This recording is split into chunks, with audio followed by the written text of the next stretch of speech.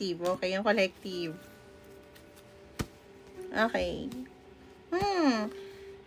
You wanting more and you want to meet your someone. However, you are still in a karmic situation, no? Kung ano man yan, okay? Hindi na natin pahabain. Unless private reading, okay? So, yeah. I think you're keeping notes to yourself or you wanted to send a message to this person. However, napipigilan ka, okay? I'm not sure kung bakit. Tingnan natin. But napipigilan ka na kausapin ng person mo.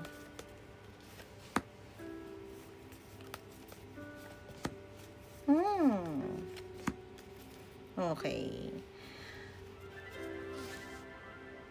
Kasi ayaw mo saktan ng taong to. I think nasaktan mo na siya before and ayaw mong gumawa ng move hanggat hindi free ka sa sa third party, no? Kung ano man 'yan, 'di ba? Sabi ko nga kasi you have to travel and make a choice. Kailangan may mangyari talaga na pagbabago sa buhay mo para magkaroon ng positive outcome, which is nice kasi at least alam mo yung tama at mali, no? May collective. So, yeah. Tingnan natin ang maaring gustong sabihin sa'yo ng guides mo sa current situation mo, collective ko. Okay. Okay.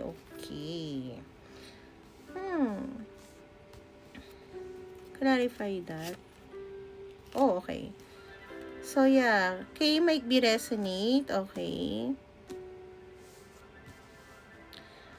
Yung mga ginagawa mong pleasure or yung happiness mo sa life mo, alamin mo muna kung ito ba yung mga bagay na gusto mong pakawalan o i-give up. Ano ba yung magpapasaya talaga sa'yo? Ano ba yung magiging ganto ka despite of your gender, ha?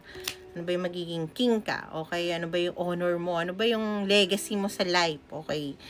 Kasi hanggat hindi mo pa nalalaman yan, mawawala at mawawala lang sa'yo yung mga bagay na, alam mo yun, na sabihin natin yung mga bagay na hindi, sabihin natin ganito. Halimbawa, meron kang bagay na binili na mahalaga sa'yo, na mahal, pero hindi mo naman talaga yun gusto. Parang, hindi siya magaganto. Hindi siya mawawala ng ganto because of that. Mawawala siya kasi hindi mo siya pahalagahan. Okay? Ano ba yung halimbawa ng relasyon na hindi ka masaya? Okay?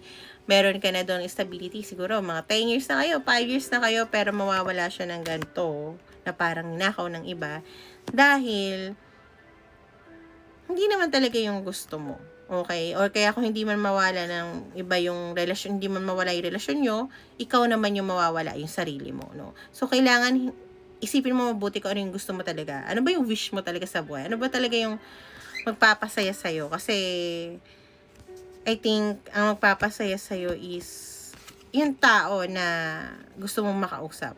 Pero paano nga? Kung inuubos mo ang oras mo at isinisawalang bahala mo yung totoong nararamdaman mo dahil sa nararamdaman mong pleasure sa buhay ngayon. Halimbawa kung okay ka financially, okay ka materialistic or gimmick kasi nga, 'di ba?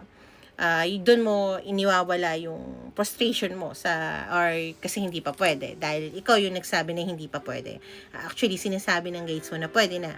Makukuha mo talaga yung totoong papaligaya sa'yo kung mag-i-start ka ng conversation at pag natapos mo na. Kasi I think I really know, nararamdaman ko sa energy mo na gusto mo nang tapusin yung mga bagay-bagay na hindi totoong nagpapasaya sa'yo. However, naano ka naman, saying na na nabubulay ka naman sa mga bagay na kung anong meron ka. Parang ang hirap pakawalan nitong taong to kasi may stability kami or ito yung nagbibigay sa akin financially o wag ka matrigger. Dahil mga example lang, kung hindi ka naman ganun hindi naman para sa iyo. Yung something like that, no? Mga ganun. Ang hirap pakawalan nito kasi dito nakaka-travel ako with this person, yung ganyan-ganyan. Pag pinakawalan ko to at nagsisimula ako sa isa, wala naman doon. Or paano ba kami, meron bang magkakaganon, mga something like that. Kung masaya ka doon, hindi mo mong pakawalan. Pero kung alam mo, hindi kahit anong material or money or travel, nakasama yung taong hindi mo naman mahal, hindi ka magiging masaya, di alam mo yung sagot mo, okay? malaki ka na, alam mo na yung dapat mong gawin. So, kung gusto mo pa na mas malalim na reading, PM me, Ohanes Tribe, okay? Tapos, yeah, always make a better choice, and bye-bye.